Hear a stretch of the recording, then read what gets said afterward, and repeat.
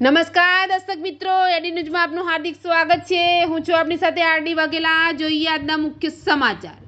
Cotton king ગણાતા ભરૂચ જિલ્લામાં વરસેલા કમોસમી વરસાદના કારણે અંકલેશ્વર હાસોક પંથકમાં કપાસના પાકમાં વ્યાપક નુકસાન જોવા મળી રહ્યું છે, જેના કારણે ધરતીનો તાત સરકાર પાસે મદદની ગુહાર લગાવી રહ્યો છે। સરકાર રાજ્યનો કોટન કિંગ ગણાતો ભરૂચ જિલ્લો હાલ કમોસમી વરસાદનો ભાર ઝેલી રહ્યો છે, જેના છેલ્લા 2 દિવસમાં ખાસ કરીને અંકલેશ્વર હાસોદ પંથકમાં પડેલા આશરે 5 ઇંચ વરસાદના કારણે કપાસના પાકને વ્યાપક નુકસાન થયું છે। ખેતરોમાં પાણી ભરાઈ જવાથી પાકની સ્થિતિ દયનીય બની રહી છે। અનેક ખેતરોમાં કપાસના છોડ પલળી જવાથી ધોવાઈ ગયા છે, જ્યારે પવનના કારણે કેટલાક છોડ ખેતરમાં જ પડી ગયા છે, જેના કારણે પાકની વૃદ્ધિ અટકી જશે એવી આશંકા વ્યક્ત થઈ રહી છે। અનેક ખેડૂતોના ખેતરોમાં પાણી ભરાયેલું જોવા મળી રહ્યું છે અને કપાસના બોલ્સ ભીની હાલતમાં ખેતરમાં જ પડી જોવા મળી રહ્યા છે। આ અંગે ખેડૂતોએ જણાવ્યું હતું કે જો સરકાર સમયસર મદદરૂપ નહીં બને તો અનેક ખેડૂતોને નુકસાનની ભરપાઈ કરવી મુશ્કેલ બનશે। એડીનું સાથે રિપોર્ટ જયેશ પ્રજાપતિ, અંકલેશ્વર।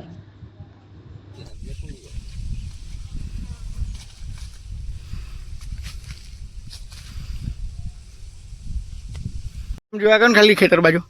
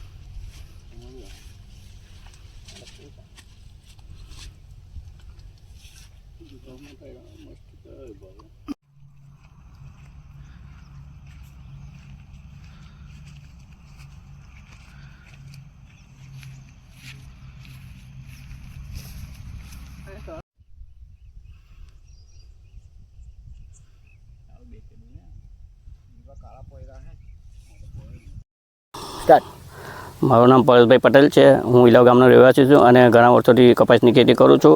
એમાં અમને આ વર્ષે કમોસમી વરસાદને કારણે અમને ખેડૂતોને કપાસમાં ઘણી નુકસાની ગઈ છે।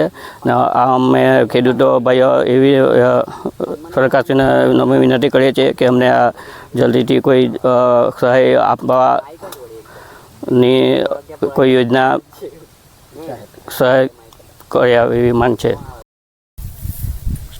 નમસ્કાર, હું ઠાકોરભાઈ અંબાળા મિલાવનો રહેવાસી છું।